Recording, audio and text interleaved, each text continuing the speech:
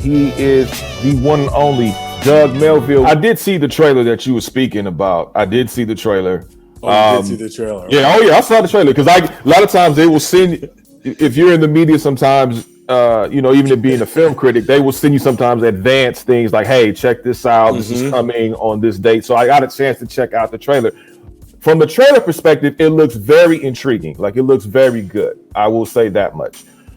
But it sounds like to me, Doug, this sounds like you on the cusp of writing another book, just based upon this and going a little more in depth. That's what it sounds like to me. I could be wrong, but no, you let me know. I am in the neighborhood. They asked me what I wanted my next book to be, because I think there's something to me. During my book writing process, I talked to the families of hidden figures. I talked to other families families are portrayed in movies. The Green Book, Henrietta Lacks, the Selma movie,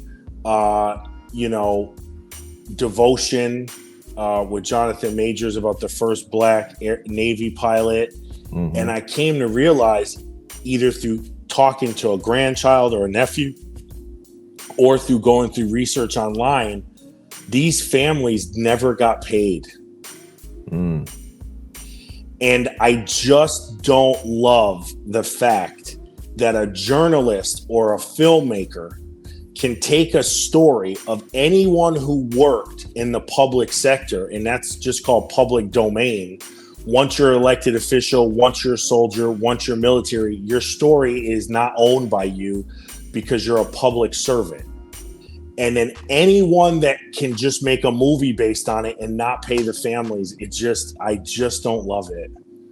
I don't love it. I don't think it's fair.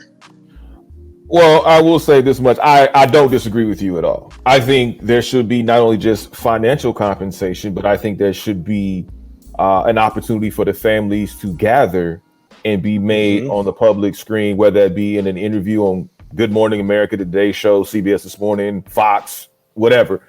I think there should also be made that, because beyond just financial compensation, as you alluded to earlier, people will go off what they see. And I've always been a firm believer that, okay, it's great to spark the conversation a lot of times, like Red Tails did with your book. It sparked your book. So now we're having these conversations about the truth, about history, learning. A lot of people that may not have even known the extent of the Tuskegee Airmen or General Davis and his infinite wisdom, how he was able to lead a brigade in such dangerous, hostile territory. And being able to know what that is, and you now being given the pathway to discuss that on various platforms. I think families should also have that same opportunity, just to shed light and create a different side of the coin, as it were. And I'm very proud of you for saying that, and I thank you for saying that, because I think that's very, very important. Financial compensation, absolutely, I'm all for it. Cut the check. But also, too, just understanding the historical ramifications that surround these stories, because these are such important stories.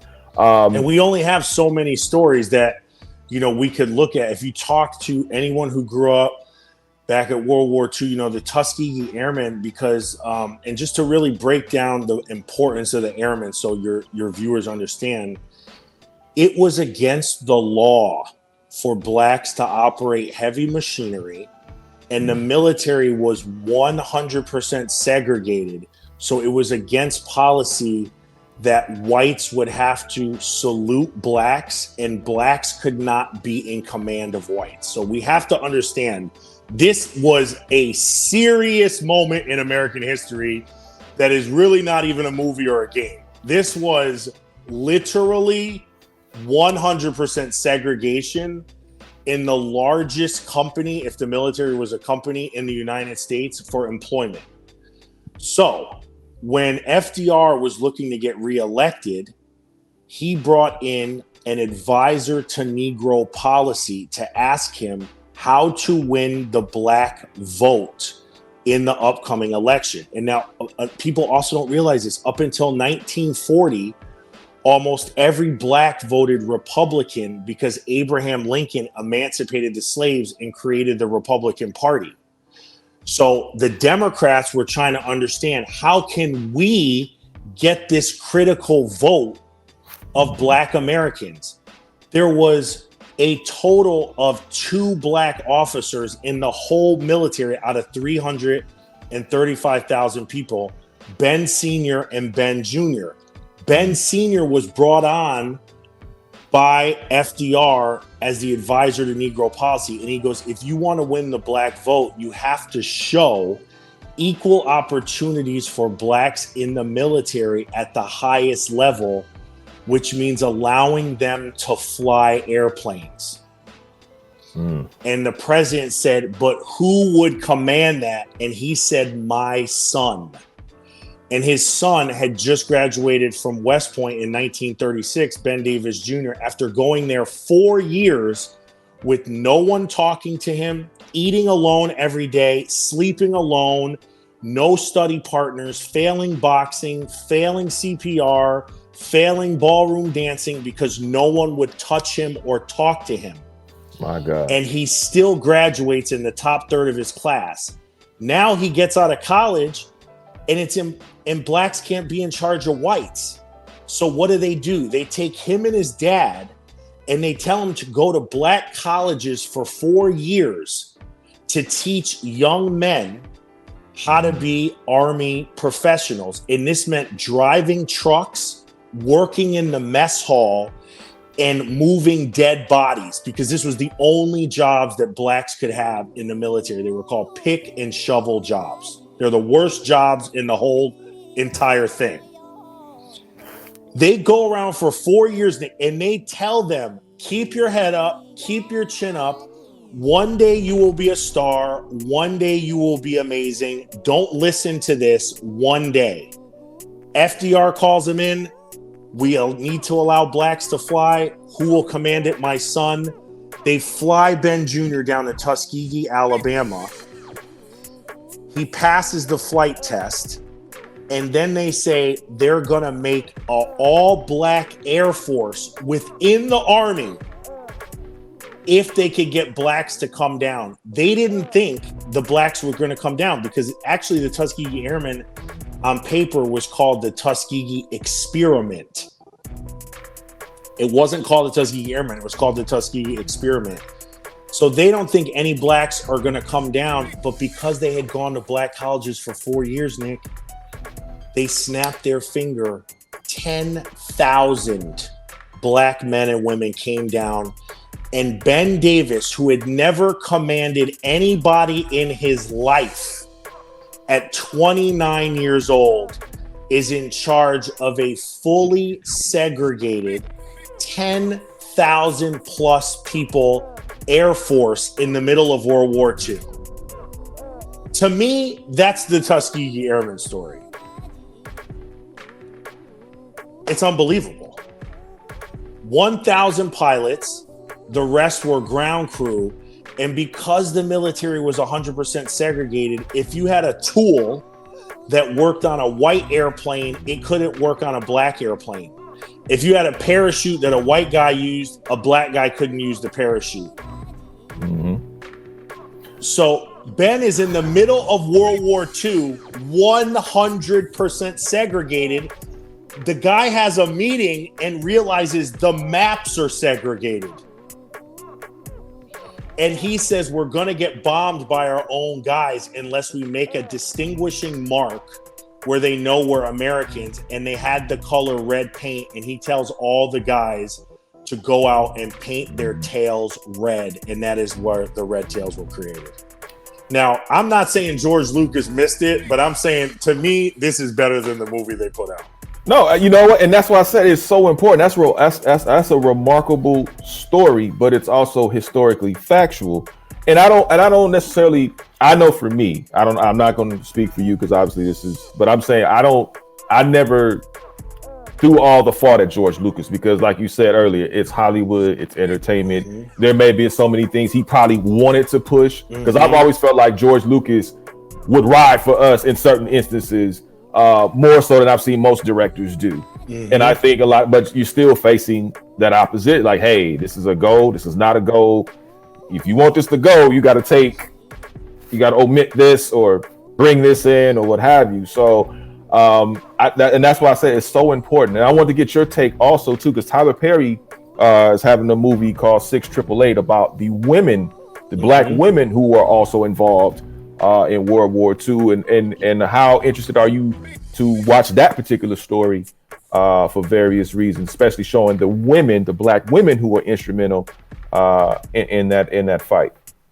Well, I did like to hear that I had read that he was making that movie, and I think there's no critical mass to telling our stories. You know, there's probably so many more, because World War II movies are still to this day something people revere and people, you know, analyze. I don't, whatever Tyler Perry wants to do, just like what Spike Lee wanted to do, you know, there's just no critical mass. I just think everybody contributing is a good thing. And I think until we get more hands on deck to really say all of these stories need to get told and almost come with a plethora to satisfy the different tastes, then we will still have work to do. But I'm glad to hear they are covering the women. I mean, an unknown fact is how many Tuskegee Airmen were women. And I actually thought one day there should be a movie called Tuskegee Airwomen that talks about all these women in the mailroom, in the nursing facility, in the ground crew, in the mess hall. And a lot of the guys married the women because, you know, that's just who was, you know, we ride who we with, you know. So I just don't think the women get really the shine at all. Yeah, I had my great aunt, I believe, she was a colonel with the medical staff, and she was one of the few women that, as a black woman, made it as one of the colonels before she retired. I had, you know, as a kid, you're like, oh, okay, that's cool, but when you get older, you're like, whoa, wait a minute, you were what? Like, it kind of resonates with you a little more. So I was happy when I first heard the Tyler Perry story that he was going to bring this to life. And I think that, I mean, hey, that's another lane for you, man. The Tuskegee Airwomen. That sounds like another lane where you can just go ahead and just. I want to do that one next and really talk about this, because I think the line can be drawn at race, but it's also drawn at gender. It's also drawn at, you know, access and country and nation of origin. You know, like we have to not always make it just black and white. I wish we could lean more into the American part. You know, one thing I talk about in the book was Ben's disagreement with Jesse Jackson when he created the term African American.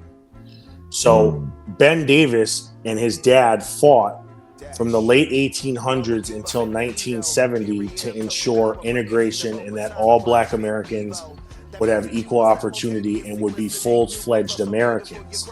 So their dream, which is my dream, was that after you were a N-word, then you were a Negro, then you were colored, then you were, you know, all the things. They actually wanted the end goal to just be American. That their goal was American. But then Jesse Jackson came in and called a lot of prominent black leaders and said, hey, I want you to endorse this new term I'm creating called African American. And Ben was like, no, American. And Jesse Jackson was like, African American. And Jesse Jackson threw a press conference and got all the newspapers and everybody together. And that's how the term African American was created. And Ben thought, if we fought this far and hard to be Americans, we should actually just start using the moniker American. Like I said, I think, here's my thing. I always say, look, I'm a black man in America, right? I'm American born. I'm a black man. We're still fighting to be respected as black people, as black men, black women, whether you're gay, straight, or what have you. We're all still black at the end of the day. Until, I mean, we have to constantly, as you alluded to even earlier, about, hey, going twice as hard to get the same opportunity. Until we can eradicate that fact to the point where we are truly equal in this country because of our ancestors who built this country, who gave 300 plus years of free labor to make this country the superpower that it is. Until we can get rid of the 3/5 of a man that's currently still on the books. I think that's a fight we're going to continue. Even our kids are going to continue to fight as long as this world continues to move on. But I think we have made some strides as it pertains in certain lanes. When it comes to that, obviously you being a author, you talk about what General Davis had to go through, and his son had to go through, and the countless civil rights leaders that we know about that had to endure so many different things. Even the people to this day that have to endure certain things. But I think we should be looked upon as Americans because we were born here. We are here. Mm-hmm. When you talk about just the opportunity, like you said, the opportunity that you got, the opportunities you had before you becoming an author and then you becoming that author, the opportunity I want to ask you about is how did you write Invisible Generals, put it together, and then get the attention of one Charlamagne the God, which you are clearly representing. Yeah, no, and I want to thank Charlamagne the God, and he's always like, nah, Doug, he's always like, nah, it was you, but he has a publishing. So when you, I called my friend who's a literary agent, and I said, hey, I think, she called me and she's like, I think you could put a book together. I initially wanted to make a movie out of it. I had a friend of mine who's an actress. She helped me pull her team together. We pitched studios, and they said the biggest issue is, well, number one, it was COVID and period pieces were too expensive to greenlight. But number two was most successful movies in Hollywood are based on books. So they said maybe some studio will pick it up, but it'll get thrown in the cracks because you need a book to have a guiding light for people because there's so many different moving parts. So I talked to Nina, who became my agent, and we start talking through it. And she goes, Doug, we have to put together at the beginning of the year. This is 3 years ago. You should take everything in your brain. This is another learning for us here. Take everything in your brain and take 2 big pieces of paper, and you're going to put, one is going to be called delete the thought, and one is going to be called complete the thought. And you're not going to spend the whole year worrying over things you're not going to do. So I put the book in the category complete the thought, and I started the process. You make a book proposal. You then set up meetings with the publishing houses through your agent. And the way that it worked for me was there was essentially 5 meetings, one with each of the publishing houses. And they tell you that there's so few Black and brown authors. I don't know the latest statistic, but the one from a few years ago was 6% Black and brown authors at the top 5 publishers. So if the number's up a little bit, but this not a lot, 40% of America's people of color, if not, 45. So this is a lot of people's stories aren't getting out. So you pitch the holding company, and when we pitch Simon & Schuster, they then go around to different imprints, kind of like the music business. You pitch the holding company, and then the imprints go around. And the imprint that they connected me with that was the most interested was an imprint called Black Privilege, which is owned and controlled and operated by Charlamagne the God. And he wanted the story, and he was the one who gave the advance and believed in the story. And to be a first-time author, there's a lot of negativity. Oh, can you write? Will you be able to finish on time? Can you edit it? Can you get the contacts? How are you going to market it? Can you do interviews? Like, there's a whole thing because it's first time that, it's a new career, and they have to bet hundreds and thousands of dollars on it because by the time you make the book, print the book, blah, blah, blah, clear the book. So he signs me to Black Privilege, and I think I'm the 3rd author on Black Privilege, and the purpose of his label is to allow Black authors whose stories are incredible but have not gotten away to the world an avenue to be told. And once, the book came out, coincidentally, he was hosting The Daily Show that week, so he invited me on as a guest, The Breakfast Club. He brings the book on Brilliant Idiots. He talks about it in his social. And I cannot thank this man enough, because there was a total in the calendar year of 2023, there was only one book released on Black privilege. There was several books in 2022. There'll be several books in 2024, but for whatever reason. So for me, it was like to have this story live on this imprint from this man who really doesn't have to start a publishing company. I can never thank him enough. No, I mean, I give Charlamagne a lot of props. I think his business hand does not get respected as much as it should, because I think, you know, his business hand is magnificent. I think he always talks about, hey, it's cool for me to come up, but what opportunities can I extend to others? And he's exemplified that tremendously, whether it's through Black Privilege Publishing Company, the deal he has with Simon & Schuster, or what he does, other things, obviously the Black Effect podcast network. Exactly. There's like dozens of shows on there. Yeah. I mean, he's giving opportunity to people, and it's up to you to take the ball and run with it. You can get the ball, but now you got to run with it. And I think that's a lot of people don't understand. Like, hey, yeah, you give you the ball, but you still got to put in the work. You still got to run with it. You've done an extraordinary job with this as well. So I want to give you props for just having the fortitude to put this book together, because I'm sure it was not easy. I'm sure you've gone through the ups and downs, smiles and frowns of what this book is, but you saw it to the finish line, and here we are. So two things before I let you get on out of here. And again, I appreciate you being on the program with us, taking time out of your schedule to be on the NH Experience.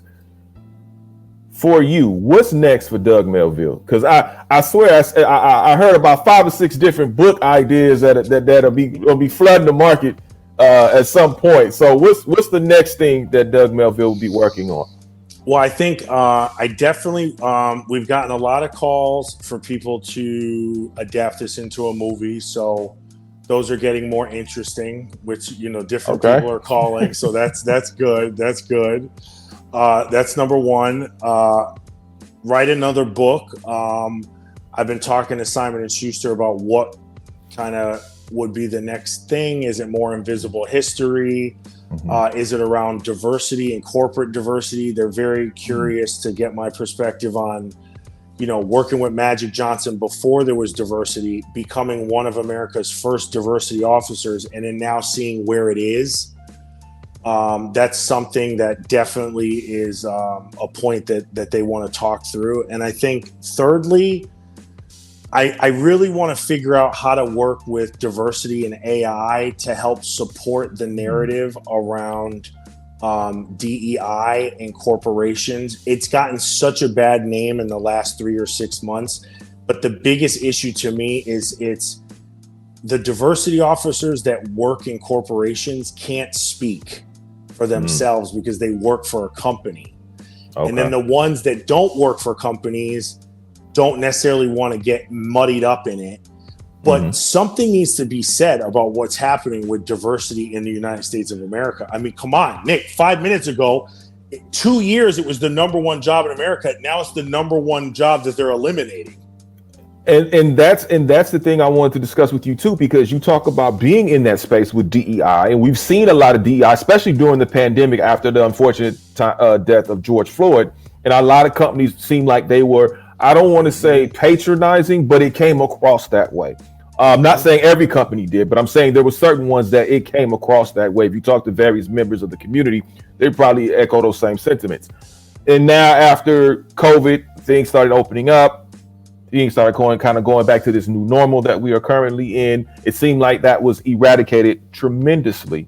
And these invisible barriers got even more out there. And I can tell you just from a media standpoint, just being a Black person in the media and a person of color, that these invisible barriers where we're not able to get on these red carpets, we're not able to get into these venues to be able, and I appreciate, that's why I say this again, I appreciate your team, because your team, they didn't know me from a can of paint. And they allowed me the opportunity to speak with you and to share your story on this platform, because I felt that it was very, very important. And that's all we ever want to, whether you're a Black man, Black woman, straight, gay, whatever, trans, whatever. We want to be able to have the opportunity to not only tell stories, but share stories in these spaces, and these invisible barriers. So what have you seen as far as invisible barriers that have grown since the decline of DEI? I'm only going to say you got to invite me back on because I'm telling you right now, this is the question. I have done many interviews, and this is the question that I want someone to ask me. So we should make a whole podcast on diversity in corporate America, because don't even get me started. But this is the thing. Like I was telling you, the years I worked for Magic Johnson, diversity in his eyes was around supply chain and ownership, real estate, franchises, diverse-owned businesses, because diverse-owned businesses hire more diverse employees and actually help the community more than being hired as an employee. Okay. So that was where I learned it. Ownership equals opportunity. Then I get into the corporate world in America, and it was about visual representation in commercial products. So television commercials, ads, not to make everything look like a college pamphlet, but how do we make sure people are represented? Okay. Then it was about how much money we're donating to the communities. Then it was about how are we recruiting? Are we going to HBCUs and things of that nature? Who are we promoting? And then it was about the supply chain and the commercial. Okay. Then I go to live in Europe, and my company sends me to 40 different countries for 1 week each. I go to 40 countries in a year and understand what is diversity in Riyadh, Saudi Arabia. What is diversity in Beijing and Shanghai, China? What is diversity in Spain, in London, in Paris? And then I realized when you go to Europe, diversity is about language, because no one speaks the same language and the words don't translate. So if you go to Europe and say, I want to master diversity, people say, how many languages are we going to do? So then I realized we in America have a unique blend here. This is like America if we were like a Ben and Jerry's flavor. The America flavor is different. And that brings up the invisible barriers of the assumption that if you're a person of color, if you are Black, you are less than unless someone has validated you as equal to. Where when you go to other countries, it doesn't work that way. They go, oh, you're an American. Not one person called me a Black American in Europe. I was there 2 years. They say you're American. And if you bring up race, people go, why do you do that? We don't look at you like that. You land over here, Black guy, Black woman, interracial marriage, redlining, hip hop culture, I'm not trying to be like Dr. Umar, where he's like, what has hip hop done for us? But don't get me started on Jermaine. I'm good. Go ahead. So it gets very extreme here for no reason. It levels up before you even walk in the room. You know what I mean? So I think for me, the invisible barriers are the red tape, the credibility, the benefit of the doubt, and the opportunity to fail, and the patience for you to succeed are the biggest barriers for people of color in historically underrepresented, or the word they use now is historically excluded groups that are now working their way in. Because what I'm seeing, and you're seeing it too, but podcasts became the ultimate field leveler. All these athletes, I'm listening to Cameron the other day, who's like, I called Mark Jackson and told him, here's a bag of $250,000. And he was like, why are you bringing that? And he's like, because I want to visualize how much you can make when you start a podcast, because you think it's not real. But all these podcasts out there, someone's making money off these, and they're buying them and they're selling them and they're switching podcast networks. But that's because people couldn't get on the regular network. Mm-hmm. Streaming started because the cable companies wouldn't pick up the content. So we're creating these industries, but then they get too mature and the invisible barriers come back that weren't there when the industry started. And that's why everybody runs with this entrepreneurial mindset to these new platforms, because if you don't go now, before they regulate Bitcoin, how much can we get? Before they ban Airbnb in my neighborhood, how many homes can we get? You almost have to think like that. And when the thinking is like that from the masses, invisible barriers are put on those individuals that have been historically excluded to process their application. Let me tell you a real example. My book came out November 7th. We were checking the list to see if I would make the bestseller list. They probably don't want me telling this story. We checked the list to see the bestseller list. And then we get the numbers. And I'm like, oh, that's all the numbers we sold. And then they tell me, well, Doug, you're a first-time author. So each bookstore has to log you in to, get registered on BookScan because you're a first-time author. And some bookstores don't do it until the second week. So as a real-life example, who is this guy? He's a first-time author. We'll just log it in next week. So that means your book sales are quantified over 2 weeks instead of one, which means that if they were all in the same week, maybe we could have made the bestseller list. But because there's no real incentive, they would just say, well, it's the same numbers. It's just divided over 2 weeks. It really doesn't make much of a difference. But if you're the author, you're like, but if all the numbers were in the first week, we could have made the list. And then if you make the bestseller list, that helps you get another book and another advance, So these are the things where other people from the outside don't realize their value. But when you're living it, you understand that it's these things matter and our success generationally. No, that is listen. That was an education. That's a bar. That's an education lesson.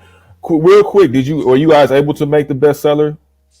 No, I'm hoping to make it in Black History Month. We've had a lot of requests, a lot of speaking engagements, a lot of people reached out. So I'm hoping, February will be the month. And the book's been selling really well. And I'm getting so many letters from veterans, from military guys, West Point grads that are like, I had no idea the first two generals were a father and son, created the speed limit, created the TSA, created the Air Marshal program, got the Tuskegee Airmen approved, commanded the Tuskegee Airmen. All these things people just don't know. And to me, one thing Ben would say was, the impossible takes time, but in time you can accomplish the impossible. And I think the biggest learning for me is he's passed, but it's my job to pick up the baton. And I think our thinking as a nation is that I'm born, me. But the first chapter of the book is called Generational Collateral. And I ask everybody, do you know what your family sacrificed to live in this neighborhood, in this house, in this community, at this school? Are you using any of the things that they planned on you to use? Or did you just blow by it and say, that's nice, I'm going to do this, me. And then after they pass, when you learn what they did while they were here, is that an opportunity for you to find self in understanding the purpose of what your family was put on here to do? That's fascinating. I'm definitely bringing you back because we're gonna have to have an extensive conversation on that. Because that I think we might go viral on that. So much information gonna be talked about on there. Some truth. I want to go step by step, Nick. I want to start with diversity. Then it was okay, Oscar's so white. Then it was same-sex marriage. Then it was Me Too. Then it was George Floyd. Stop Asian hate. There's almost chapters in the diversity progression. Then it was the 2016 election. Then it was the MAGA group. Mhm. Then it was the Supreme Court decision in universities. Now it's cutting the rolls. You know, like there is a real timeline that we could follow and talk about that I would love to break down, because I think people would really look at it in a different way. Definitely. I honestly will be circling back with you at some point, man, to do that, because I think that's a conversation that needs to be had. Last thing before I let you get on out of here, if you were on an island and you only had 3 albums you can take with you, what would they be? The NH Experience, definitely, if we could put it on a record. Oh, okay, all right. No. I actually like, oh wow, this is such, I was not ready, but I would say the J Electronica Jay-Z record album, which I don't know the name of, but it had Flux Capacitor, and I love that album. Okay. I would have to do a fake album that I made up, Drake's Greatest Hits, because I can't get enough of Drake. I'm sorry for people that love or hate Drake. I cannot get enough of Drake. Maybe it's the mixed race thing. And I think the third album, I would have to have a woman, because I got 2 brothers on there chilling.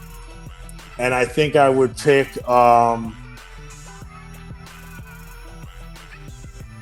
man, I don't even know. I listen to all dudes. This is not even good.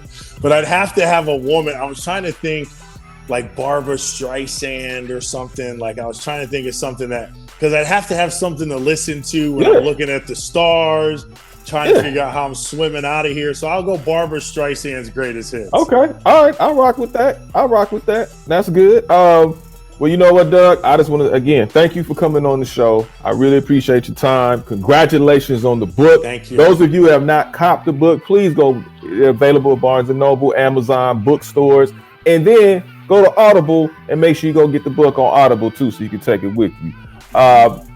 Thank you so much. Really appreciate your time. And they're definitely going to have you back on sometime in definitely in the near future. Yeah. Black History Month. We break it down. And thank you, Nick, for coming to the signing in Marina Del Rey. First guy in line representing. So I appreciate your support always, personally and professionally.